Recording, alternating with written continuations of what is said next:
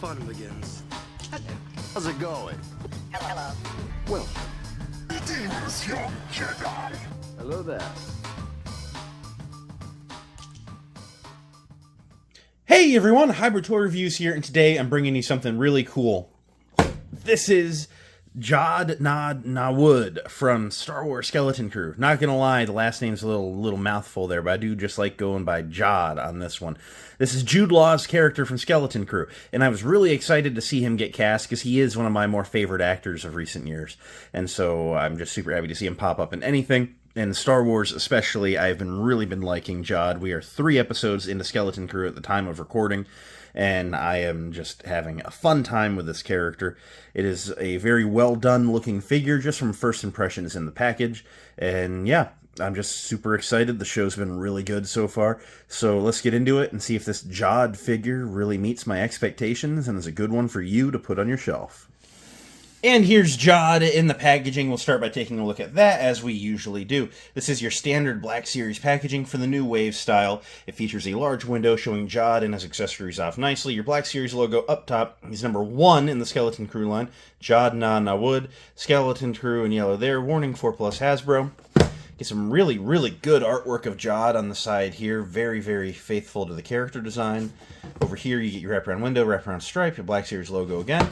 Around back, zoom in on the art, your Black Series bio, or Black Series logo, a bio about the show, not the character. Number 1 in the lineup, Disney Hasbro legal stuff, barcode legal stuff, hanger tag. Very standard Black Series packaging, nothing really to write home about here. Let's open them up and see what we're getting in the box. Here's Jod out of the packaging. Let's start by taking a look at his accessory. So for his first accessory, he does come with his pistol. This is very much a flintlock-inspired design from Earth, and it looks very, very cool. It's sculpted in what appears to be black plastic with some silver paint going around that one section of the barrel, and then some dark brown going on the grip. Now, I did think this looks kind of similar to that one pistol that Pirate Captain Brutus has, but holding it side by side, they are different sculpts. However, they are extremely similar, to the degree that I wouldn't have even said anything if Hasbro had reused it, because, like, you know, who cares? But if there is a difference between this pistol and that pistol in universe, Hasbro acknowledged it. So, like, good work there. I will never knock that. He features a front of the leg holster, like many pirate flintlocks did. Instead of being like on the hip, it's on the front for a quick and easy draw, and it does holster in there very nicely. He also comes with his scarf. We see this a couple of times in the first scene we see him in where he uses the Force to get the key. We see him wearing it then, and then I believe we see him wearing it while he's sneaking through the pirate base looking for SM-33. So this is a cool accessory. It is very, very, very soft, very, very rubbery. It's very silicone-y. And it's sculpted very nicely, though. Has a lot of just texture to it, and it fits on rather well. It is a tight fit, but when you have it on, it does lay nice and close to the head sculpt, and it looks like it did in the show. Now, because it's not a primary look, I'm probably not going to display him with it, but kudos to Hasbro for including that. It is always nice seeing that kind of thing. I think the last time we saw a removable headscarf in the line would have been Jyn Erso back in 2016. I guess then they reissued it in the Rogue One photoreal reissue updates. But yeah, looking at Jod, just this figure looks really, really cool. It seems like a space version of like an Earth pirate. You know, there's a lot of pirate aesthetics that we have from our media, and it's just been translated into a Star Wars version very, very well. He has this ginormous purpley red coat, and it looks oh so good. It has a lot of nice little texturing going around the cuffs and the pockets, and it has a nice kind of like leathery look to the outside, or maybe that's more of a velvet, and there's a texture to it. And then on the inside, it does have this like cross-hatched pattern all over the entire figure, and it's just like, it is the immediate eye-catching thing. I've always liked big coats. I'm a Doctor Who fan, so, you know, can you blame me? But the big coats have always caught my eye, and I really do love Jod's design here. Looking at the head sculpt, looking straight ahead, it's a pretty good likeness to Jude Law. I think there's a little something going with the eyes, like maybe they're just a touch too small, but they've done a decent job capturing his likeness, especially as Jod with the really short haircut and just the hint of the 5 o'clock shadow. Just looks very good. I do really like what we've got going on here. It's a pretty good likeness. It has the Blitz Transmissions hairline going on, but that's alright. That's just how life goes sometimes. So you can't change that hand that you're dealt. But it's a good looking head sculpt. I do like it. When I see it, I see Jod. I see Jude Law, and I'm satisfied with it. It's just a good looking head sculpt, good looking dude. So he has a light blue V-necked cut shirt going on. It's one of those very classic Star Wars designs, the V-neck shirt with the collar. Like, just such a wild thing, but it's just what they like to wear in that universe. And it's like I said, a very, very pale light blue. I love the look of it. He's got these like definitely maroon pants. Like, the coat, like, yeah, you would think maroon, but it's like, it's more of a purple, whereas the pants are more of like a traditional maroon. He features 2 belts. The black one, or the dark brown, almost black one, is a sculpted onto the figure portion, but the brown one is actually an overlay. It's just very tight, but it is for the holster here. And that holster, I will say, that belt is also very soft, so that holster can get out of the way, because you would think being in front of the hip like that would really hinder the articulation. It doesn't, not at all. And it's not like bending the pistol really when it's in the holster. So yeah, like I'm honestly pretty satisfied with how they've accomplished everything this figure requires. And the thing that I am just loving is just the gold touches, like I said, on the cuffs and on the pockets on the front. It is such a subtle thing, but it really does make the figure pop. They seem to be fairly neatly applied, as neatly applied as something on this mass-produced figure can be. There was 2 of them on the shelf when I found them at Walmart, and I did look at both of them, because my favorite thing about the plastic windows coming back is that you can, look at them on the shelf and make a judgment call. And both of them have seemed very nicely applied. Same with the face. Like I couldn't figure out which one was better, so I just grabbed one of them. And so, yeah, I just, there's nothing on this figure I don't like. It's one of these just amazing people in clothes costumes, that Star Wars is known for. And I know some people think that makes for a boring figure. And sometimes it does, but at least, this type of person in clothes has a story, and so that makes him a little more exciting.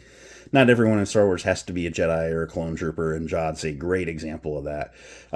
As of recording, as of this review coming out, again, we've only got episode 3 out, so I don't know if he's really an ex-Jedi, or how he uses the Force, or if he's using the Force. There's definitely some mysteries left for the show to tell. We've got 5 more episodes, but I'm really loving his character so far in the show. He's very, very fun. So let's run through some articulation right quick. So he features basically everything you would expect to get in a modern Star Wars figure. He features a double ball neck system at the bottom and the top of the neck, which allows him, with the collar of the jacket, it doesn't do him any favors. That's as high up as he can look. It's a little frustrating, but it's just how it is. He can go that far down, that far back, some side to side, and a bit of pivot in there. And of course, all your turns. His arms can come up to a T-pose, and then there's a pretty good butterfly joint at the shoulder there. Always loving those. 360 rotation at the shoulders with single jointed elbows. They go just a touch past 90 and then swivel at the elbow. The wrists are the ball jointed wrists. Yeah, we're seeing those return again. So it can go all over. There is no one true direction. Not really sure where I ultimately lay on those. That might be a topical Tuesday. But it's like, if you have a good hinge, you can really go, in any direction, whereas the ball joint's kind of like there's a little bit, but of both. And I just don't know. I don't know where I ultimately stand. I think I like the ball joint because you can do anything, but, for certain figures, maybe the hinge is nicer. So I don't know. He features a mid-torso ball joint, which allows him to crunch without using the legs. Allows him to crunch that far forward, which is okay. You can go so far back that it gaps there. You can get him to start untucking his shirt. So that's pretty good. You can, of course, twist him there, pivot him in there. His legs can kick apart to a true splits.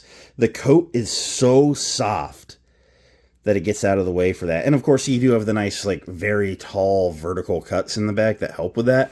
But, wow. You look at this figure, and a couple years ago, it would have been an absolute traffic cone.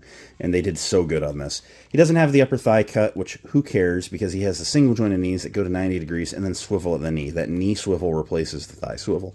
And then he doesn't have a boot cut. A lot of the newer figures are hiding those, but he does not.